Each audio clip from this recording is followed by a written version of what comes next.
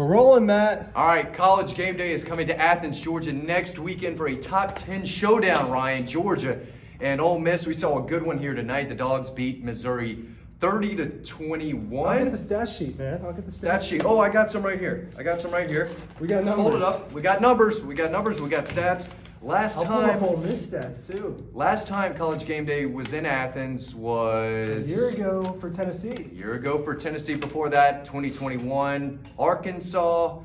I don't think they were here for... Kentucky. And Kentucky? Yeah, Game Day was here twice in a 3-week span in 2021. Where the big dogs are playing, that's where you got to go play. They haven't been here yet, but when Ole Miss comes to town next weekend, they're coming off a game where they kind of had to survive against Texas A&M. They're coming in here giving up a whole bunch of points.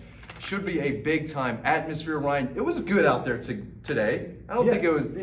I don't know what Kirby said. I've heard better, but this was still a solid high 4-star environment. Yeah, that's a good way to put it. This was not the cream of the crop as far as Georgia football environments, but it was probably in that second tier, right? Yeah. As far when you think about Notre Dame 19, Arkansas 21, Tennessee last year, some of those are kind of like, I would say it was in the step underneath that. Definitely loud during the big moments. I was just going to say, you have to have big moments for the crowd to erupt. Nazir Stackhouse, big boy, rumbling, tumbling towards the end zone. Chop block, I think, during the play caused it to come all the way back, but that was a big-time special moment. Great kid. Place was going bonkers, and I think it will next week against Ole Miss. Listen, the crowd made an impact today. I do think so, although I thought Missouri played very well on the line of scrimmage. We'll talk more about this, but Ole Miss is a team that is very good offensively. They can score points, and they're going to need this crowd to be a factor out there. But I think it's a solid slate of games. You got Michigan, Penn State. Noon. Yeah, but everyone has kind of had their eye on this one. I think they said on Game Day this morning, kind of hinting about coming to Athens for this game. Now it's happening. Top 10 showdown. Looks, Ryan, like Georgia's schedule is a lot harder down the stretch than a lot of people thought coming into the season.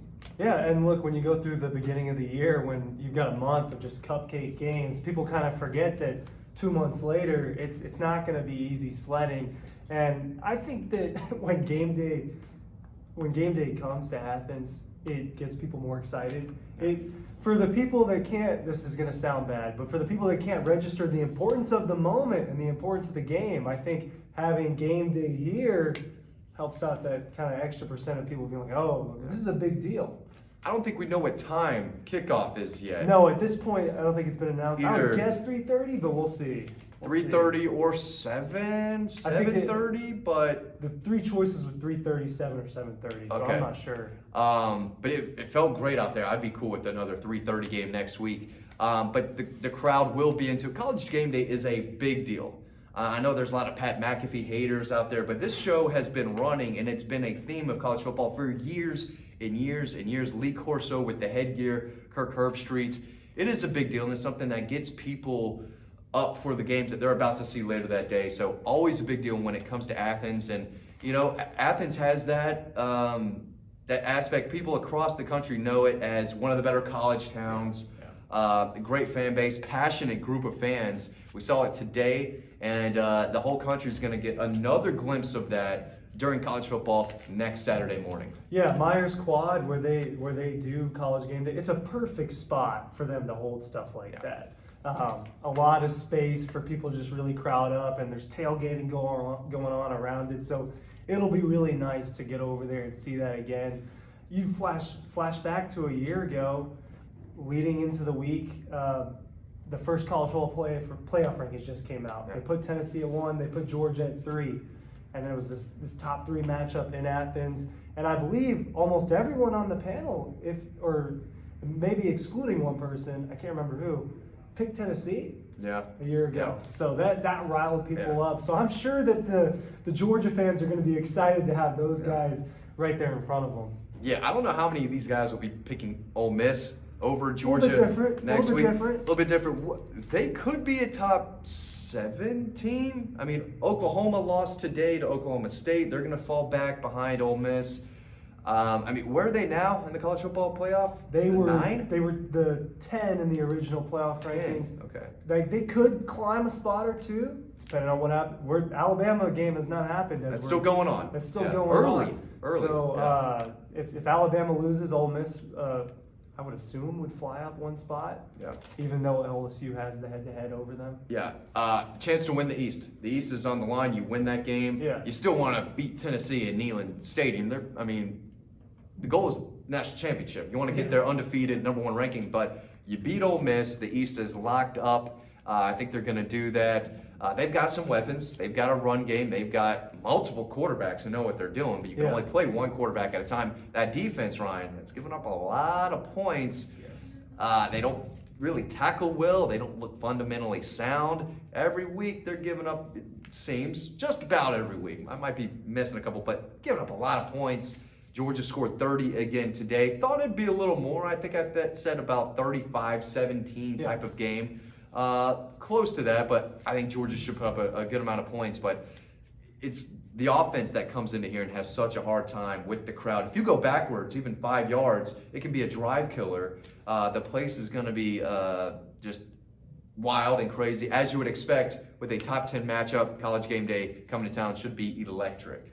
Yeah, I think that Missouri's defense was a little bit better than I thought it was going to be, especially on the defensive line. Yeah. But yeah, no, Ole Miss has just they've let that end zone's been open all season for Ole Miss. I think Missouri I'm thinking of a different team, but A&M putting up 35. That's not a super great offense. Max Johnson. LSU put up a lot on them. Even though they won that game, LSU still put up, 40-something on Ole Miss. Yeah. So there's been several teams that have gotten in the 30s, 40s against Ole Miss. And this is a Georgia team that was averaging 41 and a half points per game coming into this. It'll take a slight hit by only scoring 30 against Missouri. But it's the same thing I said, that's going to be the big challenge with Missouri is stopping Georgia as well, especially in Athens.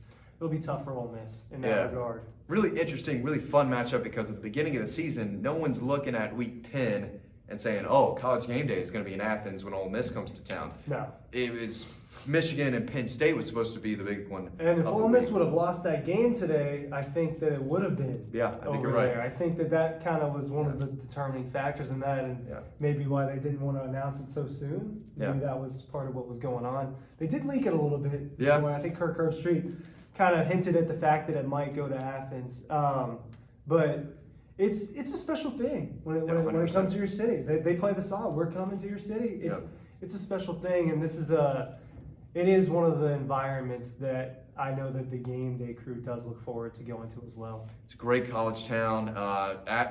Nothing beats Athens. And we're not saying, I didn't go to school here, you did, so you can say it more than I can, but it's the campus is beautiful. The fan base is passionate. They're hungry for another national title. You can feel it in the air. A lot of excitement around this program, as there will be for the next several years.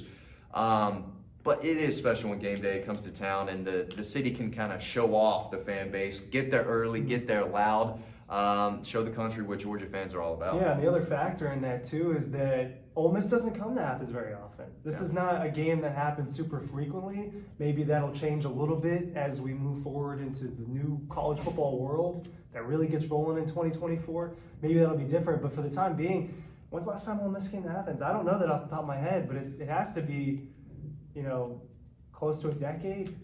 So Aaron Murray played against him a couple times. It's been a long time.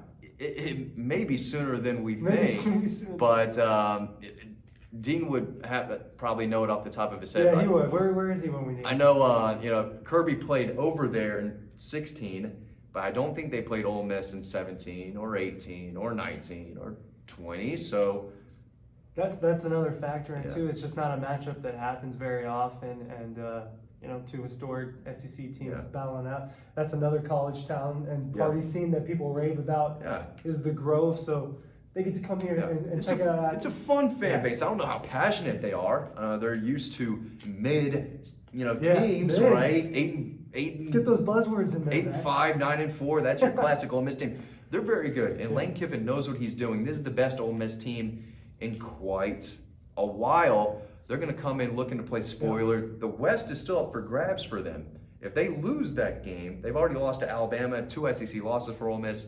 There's a lot on the line for Ole Miss